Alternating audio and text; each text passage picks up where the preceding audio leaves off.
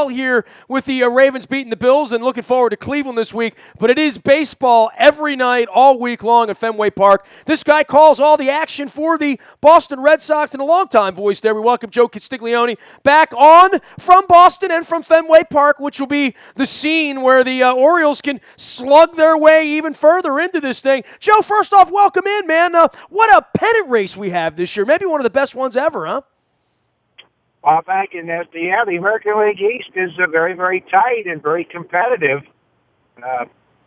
Two teams, 2 games out, and 1 4 games out. So a lot of things can happen, especially with all the interdivisional play we have. Yeah, and the Yankees were thought to be gone, and I know you guys are going to see them for a long series this weekend. The Yankees are going to play a huge role because if some of these teams up top are going to win, the Yankees are going to have to be the ones losing, and they don't look like they have any intention of losing right now. Yeah, they've been very surprising. They've been better since they got rid of the likes of A-Rod and Beltran and Nova and Miller, but even Chapman, they've done very well. I don't know if they can sustain it, though, with their pitching. We'll see, but I think the Red Sox have the best overall club right now.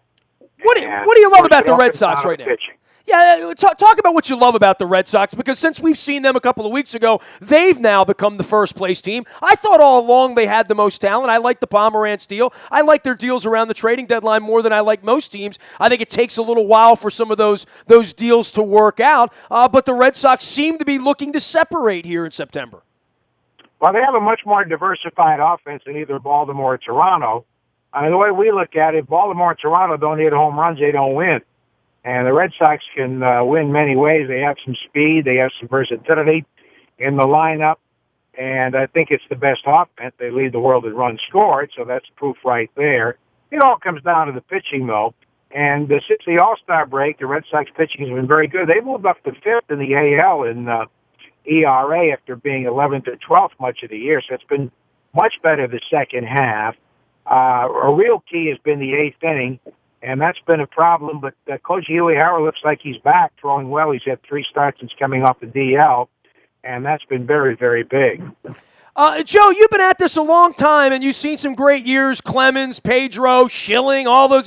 What Porcello's done this year, I know a little bit maligned and certainly got the big bucks and came in. And as we pointed out before, not everybody can succeed in Boston, whether it's the Carl Crawfords and guys that have struggled there. But certainly for him, this has been a very, very comfortable campaign and very, very kind of quietly done as well.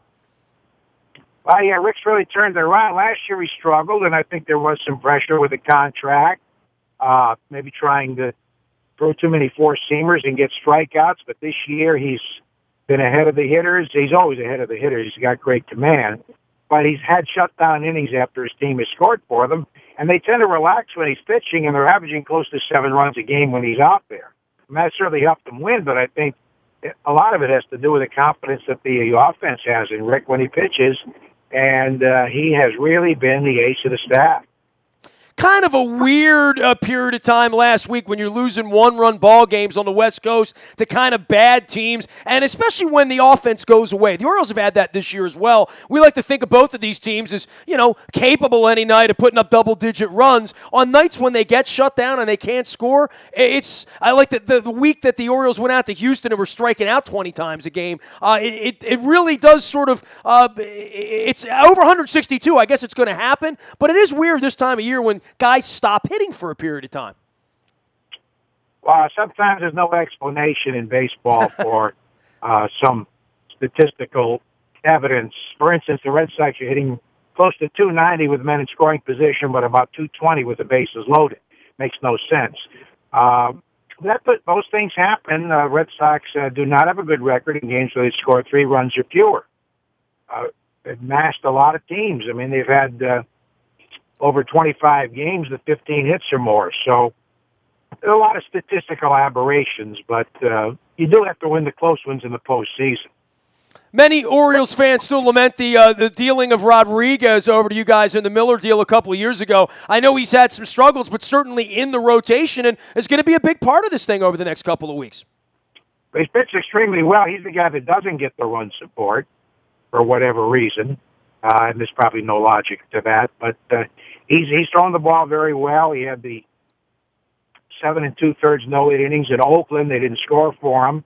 He struggled some in Toronto, but allowed just 2 earned runs and suffered a loss. Was very good with men on base. And he's a big part of things here. He's a power lefty, and there are not many of those around. In the case of Pomerantz and the deal, I'm sure you were delighted to have him come in, off the ship from San Diego. It hasn't been great, but certainly, for the Orioles, we were waiting for someone to come save us. We didn't know it was going to be Ubaldo Jimenez. In the case of Pomerantz, I would have loved to have seen him in our rotation instead of yours. Yeah, I think he's a better pickup than certainly Wade Miley. We had Wade Miley here. He's a guy who gives you a lot of innings, but he can be very hittable. And Pomerantz is a guy who's been very good for 5 1/3 innings. Beyond that, 100 pitches, he struggles. So it'll be interesting to see how it shapes up. But when he pitches the rest of the way down the stretch, because he really hasn't been in pennant races before. Is Big Papi really done? I mean, in your mind, is this the end for him? I know he's talked a lot about it. It would be unprecedented, especially what he did over the weekend, seeing a guy at this point in his career with these kind of stats, with these kind of numbers, walk away from the game. Not saying he would. He's got a lot of money, and certainly he's headed to Cooperstown, but this would be one of the great sign-off years in the history of baseball.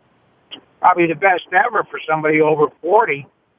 He's setting all kinds of records, but he does have to do a lot of work to get ready for a game with his Achilles, his feet. He struggles, and he's in pain when he runs. Yesterday, he scored the first on a double. We had him on the post-game show. Mookie hit the double. He says, "Please, Mookie, next time hit it over the fence so I don't have to run so fast." But I think there's a lot of work in the weight room he does, and I think he's tired of that. But he's going to be 41 in November, and he says this is it. Several months ago said, well, if we win the World Series, maybe, but I'd say it's very doubtful if he comes back. Yeah, the 32 home runs and batting 300 and driving in the runs, that's all well and good, but the 45 doubles for a guy that doesn't move well, I mean, that's an incredible number. Believe me, he could have 60 doubles. He could be setting the record for doubles. It's stood since 1931 because he's had so many balls that he's had to hold up at first because he can't run.